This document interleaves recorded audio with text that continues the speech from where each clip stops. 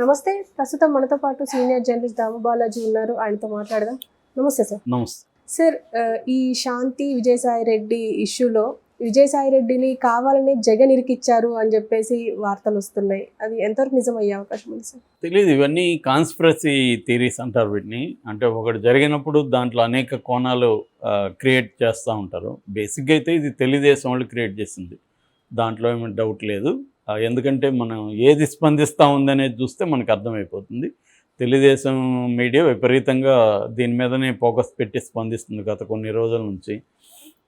నిన్న కూడా అతను మార్ఫింగ్ చేసి ఆమెను ప్రెగ్నెంట్గా ఉన్నప్పుడు సుభాష్ రెడ్డి పట్టుకున్న ఫోటోని ఈయన పెట్టేశారు. అది ఎవరికి చూసినా ఆయన విజయసాయి రెడ్డి కాదని తెలిసిపోతుంది. అయినా వాళ్ళు చేస్తున్నారు. కాదని తెలిసిపోయినా సైకలాజికల్ ఎఫెక్ట్ పడుతుంది కాబట్టి చేస్తున్నారు. సో క్లియర్గా విజయసాయి రెడ్డిని బదనాం చేయడం అనేది తెలుగుదేశం వాళ్ళకి టార్గెట్. ఎందుకంటే వైసీపీలో ఆయన సీనియర్ నాయకుడు. గతంలో ఆయన చాలా స్ట్రాంగ్గా లొకేషను ఈవెన్ చంద్రబాబును వీళ్ళందరినీ చాలా స్ట్రాంగ్గానే ఆయన ఖండిస్తూ చాలా బిలో ద బెల్ట్ కూడా వెళ్ళేవాడు. ఆయన కూడా చాలా పోస్టులు ఇప్పుడు బయటికి తీస్తున్నారు. అవన్నీ చూస్తే విజయసాయి రెడ్డి ఇంత ఘోరంగా వీళ్ళని మాట్లాడాడు అనిపిస్తుంది. అవన్నీ ఆయన చేశాడు. అంటే ఆయన పార్టీ కర్తవ్యంగా ఆయన చేశాడు. ఎందుకంటే ఆంధ్రప్రదేశ్ రాజకీయాలు ఎలా మారిపోయాయో మనకు తెలుసు.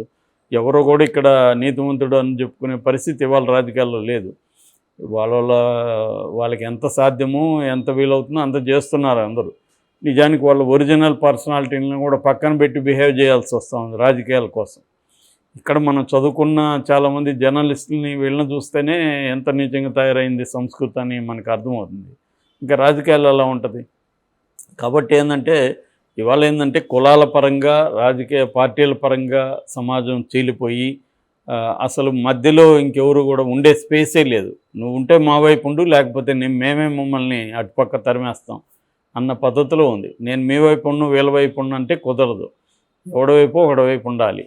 అటువంటి ఒక పరిస్థితి ఇవాళ వచ్చేసింది. ఈ క్రమంలో కొత్తగా ఒక వార్త క్రియేట్ అయింది. అదేంటంటే విజయసాయి రెడ్డిని వైసీపీ వాళ్ళే ఇరికిచ్చారని. దీనికి కారణం కూడా విజయసాయి రెడ్డి ప్రెస్ మీట్లోనే ఉంది. విజయసాయి రెడ్డి ప్రెస్ మీట్లో ఏమన్నాడంటే, నన్ను మా పార్టీ వాళ్ళు కూడా కొంతమంది తెలుగుదేశం వాళ్ళతో కలిసి ఇలా చేస్తున్నారు అని చెప్పాడు.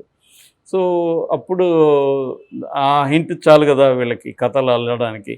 సో వీళ్ళు ఏం చేస్తున్నారంటే, ఈయనకి ఎనిమి ఎవరు ఉన్నారంటే సజ్జలకి ఎవరు జగన్ అండ లేకపోతే సజ్జలు చేయడు, సజ్జలనే ఇరికిచ్చాడు.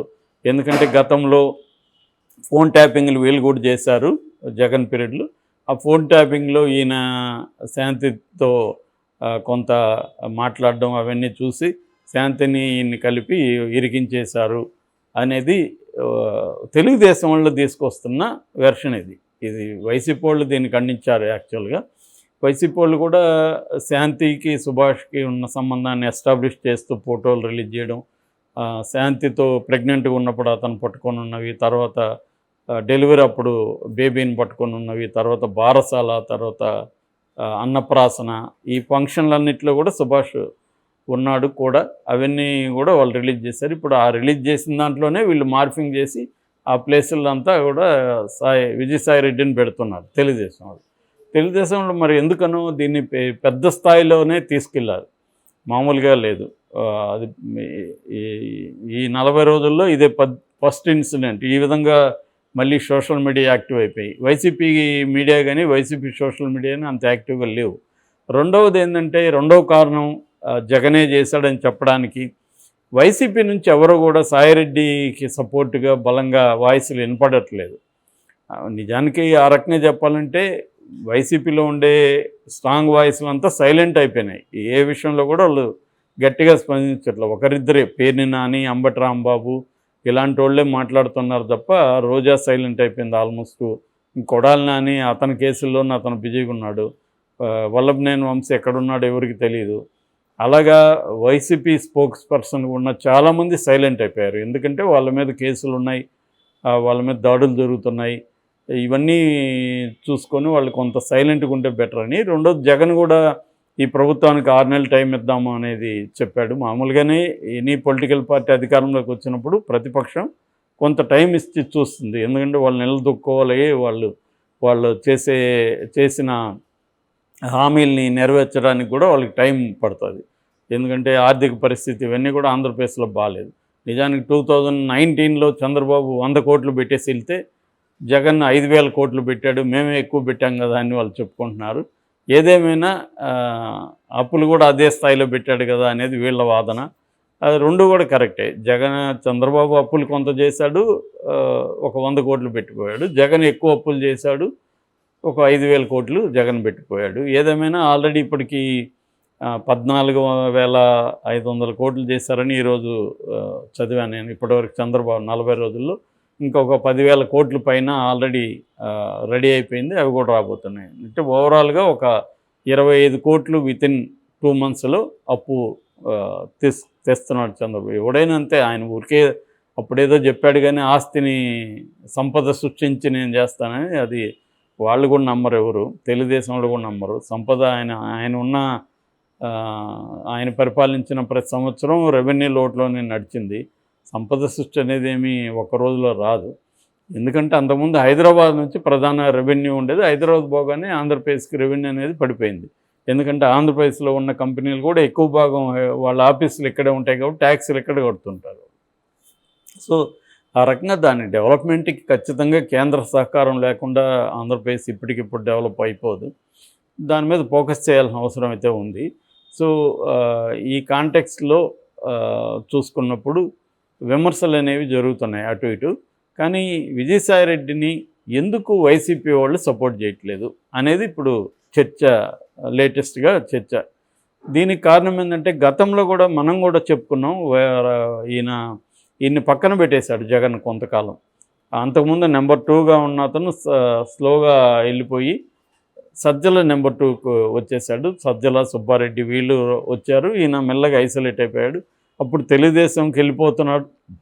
చంద్రబాబును పొగుడుతూ కూడా ట్వీట్ చేశాడు. తర్వాత తారక రామ్ ఇష్యూలో బాలకృష్ణ ఆయన కలిసి పనిచేశారు. ఇవన్నీ కూడా అప్పట్లో వార్తలు వైరల్ అయినాయి. ఆయన మళ్ళీ ఎలక్షన్ ముందు జగన్ మళ్ళీ ఇన్ని చేరదీసినట్టే కనపడుతుంది. సో ఏదేమైనా విజయసాయిరెడ్డికి జగన్ మధ్య అంత మంచి సంబంధాలు అయితే ఉన్నట్టుగా అయితే కనపడట్లేదు. అందుకనే ఈయనకి ఇంత పెద్ద ఎత్తున, ఎందుకంటే ఆయన జీవితంలో ఇప్పుడు ఇదే పెద్ద క్రైసిస్ అని చెప్పచ్చు. ఈ స్థాయిలో ఆయన మీద ఎప్పుడూ జరగలేదు. ఆయన మీద ఏమన్నా ఉంటే అవినీతి ఆరోపణలు ఉన్నాయి కానీ భూములు కబ్జా, విశాఖపట్నంలో అల్లుళ్ళు, లేకపోతే ఆయనకి పిల్లలు లేరు, కూతుర్ని పెంచుకున్నాడు. బట్ తమ్ముడు పిల్లలు వాళ్ళకి దోచిపెట్టేస్తున్నాడు, ఇవన్నీ వచ్చాయి. కానీ ఇటువంటి 68 yearsలో ఆయన ఒక 35 year ఆమెతో పెట్టినగా అన్నాడు అన్న ఒక వార్త వైరల్ అవ్వడం అనేది ఆయనకి సంబంధించి ఫస్ట్ టైం ఇట్లాంటిది. సో దీనికి ఎందుకు వైసీపీ నుంచి సపోర్ట్ లేదు అనేది బిగ్ క్వశ్చన్. ఆయన ఒకడే పోరాడుతున్నట్టు కనపడుతుంది. ఆయనకి ఎవరు సపోర్ట్కి రావట్లేదు ఎందుకు అనేది ఇప్పుడు దీన్ని కూడా తెలుగుదేశం వాళ్ళే ముందుకు తీసుకొచ్చారు ఈ వెర్షన్ కూడా. అంటే తెలుగుదేశం వాళ్ళు ఏంటంటే దీన్ని ఎన్ని కోణాల్లో లాగచ్చో అన్ని కోణాల్లో లాగుతున్నారు. మరి ఇది ఏమవుతుంది అనేది మనకి ఇంకా టైం పడుతుంది. ఏదేమైనా ఆయన దీనికి ఇంకొక